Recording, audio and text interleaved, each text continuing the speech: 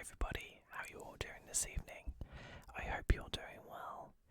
My name's Matthew and I post videos every Monday and Friday, so if you love the tingles, then you are in the right place. So hit that subscribe button so you'll never miss out on any more tingles, because that would be such a crime. Today's video, we are going to be looking at the timeline of events for Mollie Tibbetts, which was kindly suggested to me, so by Landon. So I very appreciate your comment and your suggestion. I love it when you guys suggest cases, because some of these I'm familiar with, some of them I'm not. Actually, I think a lot of them I haven't been familiar with. This one is fairly recent, so I feel like it should be, it should jingle some bells, but there's no guarantee. So let's get to reading the timeline of events, and let's have a look. So, the body of Mollie Tibbetts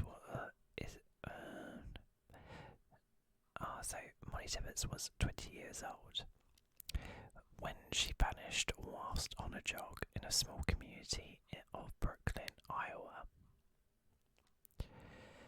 And a suspect, Christian Riviera, 24, was charged with first-degree murder. Okay. So we are going to be looking at the timeline of events leading up to Christian's arrest. So on July 18th, Mollie was last seen jogging around 7:30 p.m. She was wearing a pink sports top, dark-coloured running shorts and running shoes. And according to the Iowa Department of Public Safety, she had been dog-sitting for her boyfriend Dalton Jack, who was out of town for work that night. Jack said he'd opened a Snapchat message from Tibbetts at around 10 p.m. that night, but it was unclear when the message was sent. On July 19th, Jack sends her a message telling her good morning that was never answered. According to the Washington Post, Tibbetts also fails to show up for work at her job at the daycare centre and doesn't answer calls from another employee who wanted to find out where she was. The daycare centre eventually contacted Jack, who calls her family. Fox News reported her family reports the college student missing soon after. On July 20th, Mollie's friends and family start a Facebook page, Finding Mollie Tibbetts, to share information and to organise efforts to find the missing woman. Hundreds of volunteers spend the day searching rural areas of Bauschik County. Bauschik. I apologise if I've butchered that. I have butchered that. But if you know how to pronounce the Poweshiek, let me know. County in hopes of discovering clues to her whereabouts. On July 22nd, the public search for Mollie is called off as investigators decide to rely on the expertise of experienced investigators. Then on July 24th, investigators announced that the FBI and Iowa Division of Criminal Investigations have joined the missing person case.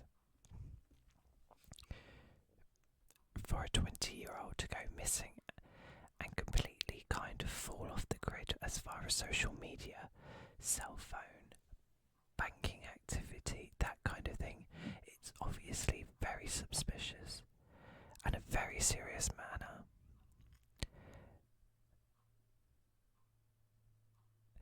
The Assistant Director of Field Operations for the Iowa Division of Criminal Investigation tells ABC News. Moving on to the July 25th, investigators say they plan to use technology, including data from Mollie's Fitbit, to help track her whereabouts. Technology tracks so many things about you, about the user, and that's what we're hoping for, to glean from any type of information, from any types of the social media apps. July 28th, Mollie's family members tell local media there's some evidence to suggest she may have returned home from her run and had been doing homework on the computer late in the night on the day she disappeared. July 31st, the first press conference about the case is held. Investigators say they have chased more than 200 leads in the case.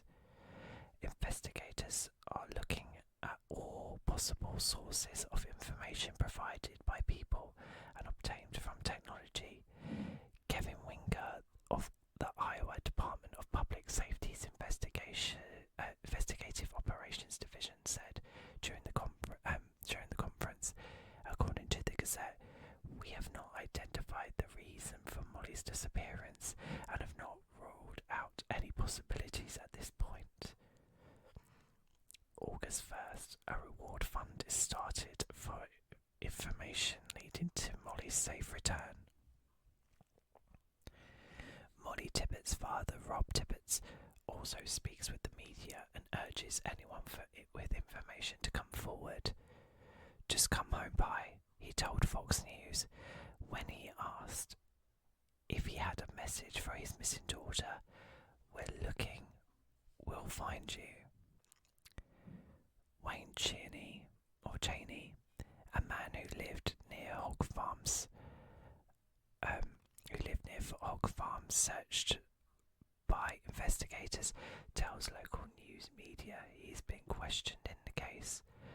"I don't know who those two were, but they took me down to the fire station Tuesday and questioned me for 2 hours.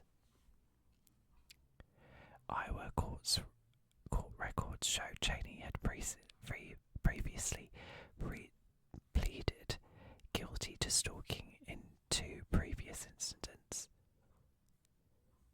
And moving on to August 2nd, the reward for information about Mollie's disappearance jumps to $172,000. On August 3rd, investigators returned to question Cheney again. During a press conference, Winger said they continue to look at all possibilities and aren't able to comment on whether or not there are suspects in the case. August 5th, the body of a woman in her mid-20s is found in rural Lee County, about an hour away from where Mollie was last seen. Investigators announced the body is not Mollie's and later identified the victim as 20-year-old Sadie Alvarado. Alvarado's boyfriend Damien Hammond, 28, would later be arrested and charged in the case. Oh God, that took a turn. So they found another body in the search for Mollie. God. Okay, so August 6th, Rob Tibbetts remains optimistic his daughter is still alive and tells Fox News he thinks she may have gone with someone she knew.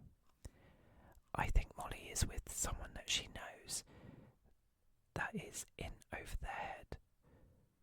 Tibbetts told the news channel that there was some kind of misunderstanding about the nature of the relationship, and at this point they don't know how to get out from under this.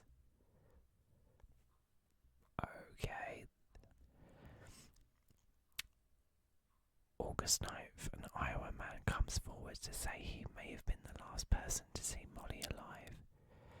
Devin Riley tells Good Morning America that he thinks he saw Tibbetts around 9 p.m. on the night she disappeared during her usual run. I remembered seeing her that night. I just felt very weird. Who knows when she was taken in that timeline, but I don't know what happened, he told the morning show. August 10th, Tibbetts' father, boyfriend and aunt visit the Iowa State Fair to pass out missing person t-shirts, buttons and flyers. It's going to be people in this state that saw something or know something that gets back to the authorities with information that ultimately will bring Mollie back, Roberts told the KCCI of the efforts. August 13th, authorities announced the launch of a website, findingmollie.iowa.gov, to gain more tips from the public. It's just another avenue for people to use, another conduit to provide information to us, the investigative team. And so many people are more techie than others. August 14th, investigators identified 5 specific areas in and around Brooklyn and asked the public to come forward if they were in any of those areas the night she disappeared. The areas included a car wash, truck stop and several rural areas. Ron told reporters there was no specific reasons they had identified these areas, but were hoping people look at the map and be able to jog their memory. August 18th, Mollie Tibbetts' father returns to his home in California after law enforcement urged the family to return to their regular lives. August 21st, the body of 20-year-old Mollie Tibbetts was found in a field in Iowa. Investigators later announced the arrest of Christian Riviera, 24, in connection with the killing.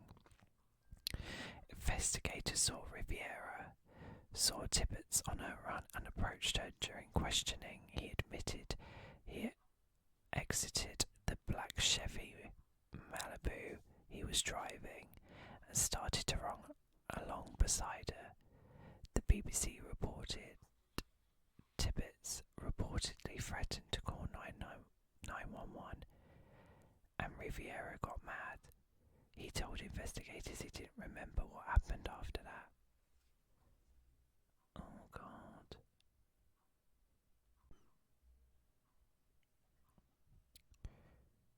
Her family released a statement saying our hearts are broken and asked for privacy. Oh. So, that was the timeline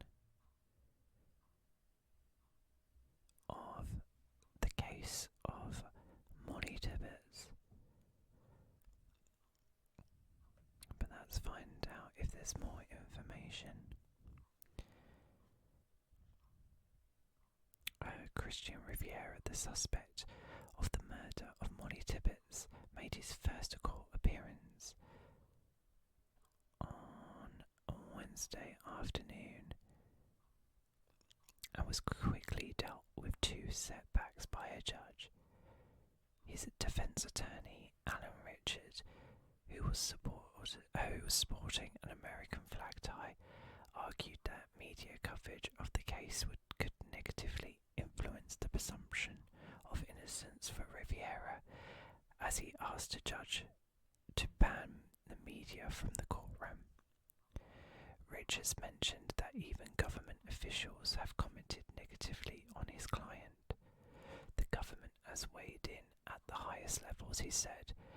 President Trump alluded to Riviera during a rally in West Virginia on Tuesday evening, not long after the announcement that he was in custody. You heard about today with the illegal alien coming in, very sadly from Mexico, and you saw what happened to that incredible, beautiful young woman, Trump said. It should never have happened illegally in our country. The prosecution, however, argued there was nothing unusual about the media coverage for this proceeding, and Magistrate Judge Diane Crookham Johnson agreed.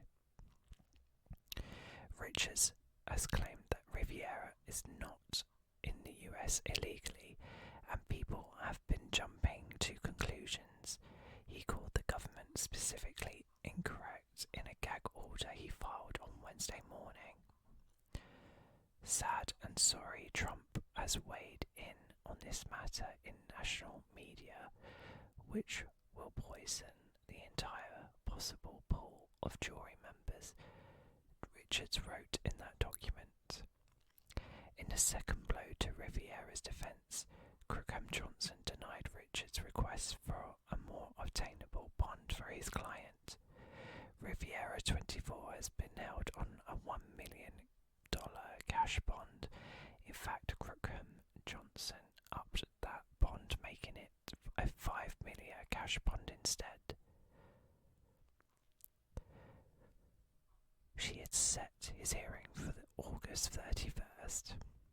Riviera 24 walked in the courtroom wearing headphones so that a Spanish to English translation could be communicated to him. He has been charged with first-degree murder in the death of the 20-year-old University of Iowa student who vanished while jogging on the evening of July 18th. Police revealed on Tuesday that Riviera is an undocumented immigrant who has been living in Iowa for at least 4 years, but possibly up to 7. Riviera is from Mexico, according to Facebook. Riviera worked for a dairy farm, Yarriby Farms, which is owned by a prominent Republican family in the area. In a statement, the farm's owner said Riviera was vetted through a government e-system and was a good-standing employee. According to court documents, Riviera followed Tibbetts as she was jogging. He said she threatened to call the cops when he approached her, but claims he blacked out after. Okay, convenient. When he came to an intersection on the outskirts of Brooklyn, Iowa, he remembered he had Tibbetts' body in the trunk of his car. According to documents, Riviera said he does not remember seeing Tibbetts' headphones in his lap and taking her bloodied body out of his trunk. The defendant further described during the interview that he dragged Tibbetts on foot from his vehicle to a secluded location in a cornfield. I can't speak about the motive. I can just tell you that it seemed that he followed her, seemed to be drawn to her on that particular day. For whatever reason, he chose to abduct her. Rick Runn of the Iowa Division of Criminal Investigation told reporters at a Tuesday news conference. I mean, I don't understand how you can just blank out. You approached this woman. She felt uncomfortable. She said she was going to dial 911. And then you just magically go blank. And then you're driving along and then you just suddenly remember that you have a body in your trunk. I'm sorry, I don't buy that story at all. That's so ridiculous. No one's ever going to believe that.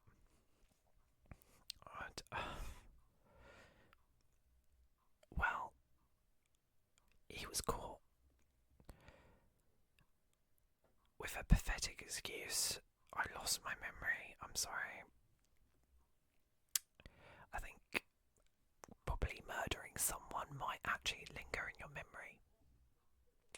I'm just saying.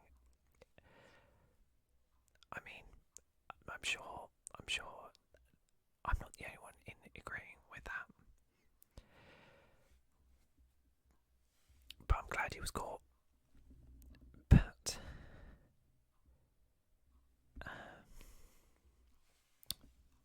that's actually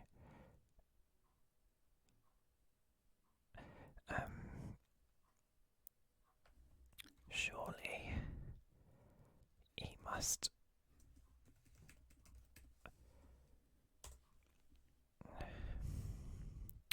So he was sentenced to life in prison without parole, and he was found guilty of first-degree murder. Yeah, as he should. On the 30th of August 2021. So, yeah. I just want to thank Landon again for your suggestion for this case. I hope you enjoyed this video. I hope everyone else found this video relaxing. If you're still awake and you've got an idea for another video you'd like to see me do, then leave it in the comments below. And if you are fast asleep, then sweet dreams, and I shall see you